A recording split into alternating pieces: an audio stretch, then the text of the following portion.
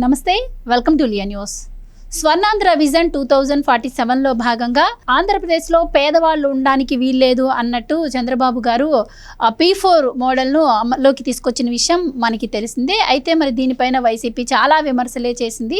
ఏదేమైనా సరే మరి అసలు P4 ఆంధ్రప్రదేశ్ ప్రజలకు ఏ విధంగా ఉపయోగపడనుంది, ప్రజల నుంచి ఎటువంటి స్పందన వస్తుంది, ఇలాంటి విషయాలు తెలుసుకుందాం. మనతో పాటు ఉన్నారు సీనియర్ జర్నలిస్ట్ సత్యమూర్తి గారు. నమస్కారం సార్. నమస్కారం అండి. విజన్ 2047లో భాగంగా P4 మోడల్ని బాబు గారు తీసుకొచ్చారు. సో దానికి ఇప్పటికీ కొంతమంది సెలెక్ట్ చేశారు అంటున్నారు. అండ్ ముఖ్యంగా ఎవరైతే ఈ మార్గదర్శకులు అంటే హెల్ప్ చేసే వాళ్ళు పేదలకు ఎవరైతే ఉంటారో వాళ్ళతోటి నిన్న చంద్రబాబు గారు ఒక మీటింగ్ కూడా ఏర్పాటు చేసుకున్నట్టు వార్తలు వస్తూ ఉన్నాయి. మరి ప్రజలు ఏమనుకుంటున్నారు అసలు దీనిపైన, ప్రజల స్పందన ఎలా ఉంది, మీ ఉద్దేశం ఏంటి సార్? జనరల్గా మీరు పిలిస్తే జగన్మోహన్ రెడ్డి ప్రభుత్వంలో జరిగిన మద్యం కుంభకోణం గురించి అడుగుతారేమోనని అనుకున్నాను. కానీ ఒక సామాజిక బాధ్యతతోటి మీరు ఈ P4 విధానం గురించి మీరు అడగటం, దాన్ని చెప్పే అవకాశాన్ని నాకు ఇవ్వటం, ముందుగా నేను మీకు ధన్యవాదాలు చెప్తున్నా. Thank you sir. ఎందుకంటే ఈ P4 మోడల్ అనేది ఇప్పటి వరకు ప్రపంచంలో ఎక్కడ అమలు చేయని విధానం. P4 మోడలు జగన్మోహన్ రెడ్డి లాంటి వాళ్ళకి అర్థం కాదు, కానీ ఇప్పటికే చాలామందికి అర్థమయ్యి నిన్న చంద్రబాబు నాయుడు వాళ్ళని ఏంటంటే ఎవరైతే స్పాన్సరర్లు ఉంటారో వాళ్ళని మార్గదర్శులు అని నామకరణం చేశారు. ఇప్పటి వరకు ఎంతమంది తెలుసా? 47,000 మంది వచ్చారు. మా సాటి వాళ్ళకి మేము సహాయం చేస్తాము అని. అందులో చాలామంది టాప్ లీడర్సు నిన్న కలిశారనమాట. చాలా పెద్ద పెద్ద కంపెనీలు వాళ్ళు కార్పొరేట్ సోషల్ రెస్పాన్సిబిలిటీ కింద మీ స్కీమ్లో మేము పార్టిసిపేట్ చేస్తాము, కార్పొరేట్ సోషల్ రెస్పాన్సిబిలిటీకి మించి చేస్తాం, మా వ్యక్తిగతంగా మేము చేస్తాం అని వస్తూ ఉన్నారు. ఇది ఎక్కడ ఊహించని పరిణామం ఇది. అసలు వాస్తవంగా ఈ P4 మోడల్ ఏంటి అంటే పేద కుటుంబాలని ఇప్పటివరకు ఏంటి, ప్రభుత్వం ఏదో స్కీమ్స్ పెడుతుంది, ఆ స్కీమ్స్ వాళ్ళకి రీచ్ అవుతాయి, కానీ ఆ స్కీమ్స్ని ఉపయోగించుకొని వాళ్ళు పైకి వచ్చే పరిస్థితి లేదు, పైకి రాలేకపోతున్నారు. గవర్నమెంట్ స్కీమ్స్ చాలా ఉన్నాయి, ఆ స్కీమ్స్ వెళ్తూ ఉన్నాయి, వాడుకుంటూ ఉన్నారు, కానీ సస్టైనబుల్ డెవలప్మెంట్ కనపట్టలేదు. సస్టైనబుల్ డెవలప్మెంట్, ఒక్కొక్క ఫ్యామిలీ సస్టైనబుల్ డెవలప్మెంట్ సాధిస్తే తప్ప పేదరిక నిర్మూలన అనేది సాధ్యం కాదు. ఆ థాట్ నుంచి వచ్చింది P4 మోడల్.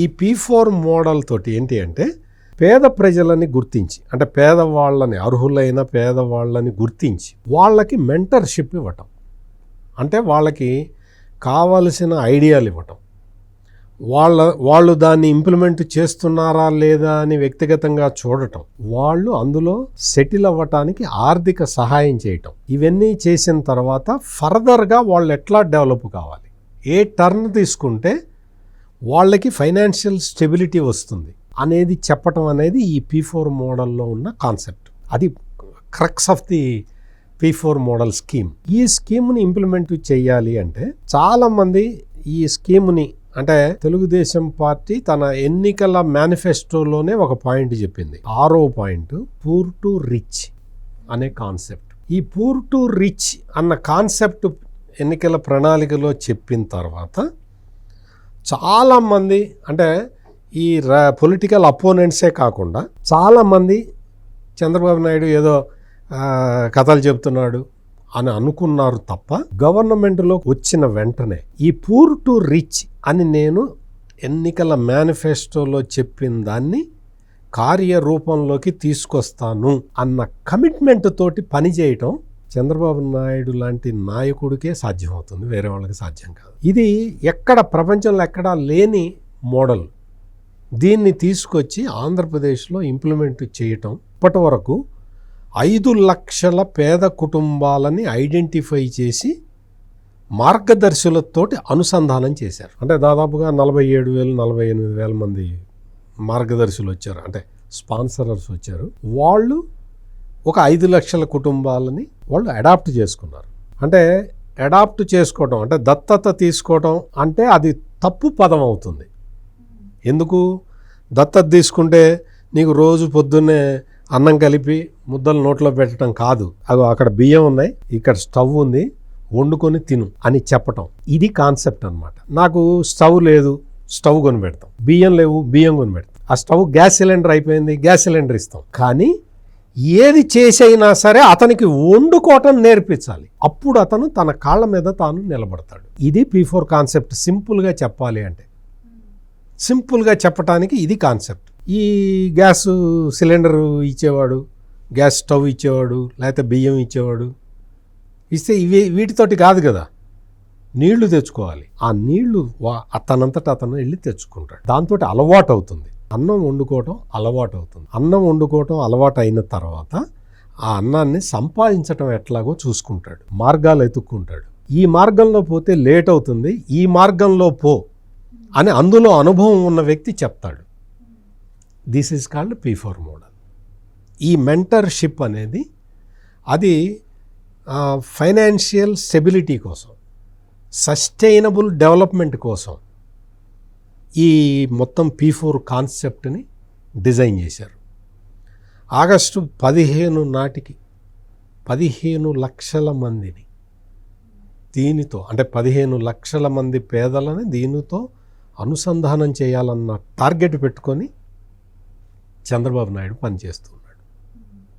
ఇది ఎవరో మంత్రికి ఇచ్చి ఆ మంత్రిని అడగటం కాకుండా, ముఖ్యమంత్రి ఇది నాది, నేనే చేస్తాను, నా ఐడియా, దీన్ని పేదరికం నుంచి, పేద ప్రజలని పేదరికం నుంచి బయటపడేయాలి, నా సంకల్పం అది, నేనే చేస్తానని చెప్పి ఆయనే నేరుగా దీన్ని పర్యవేక్షిస్తూ ఉన్నారు.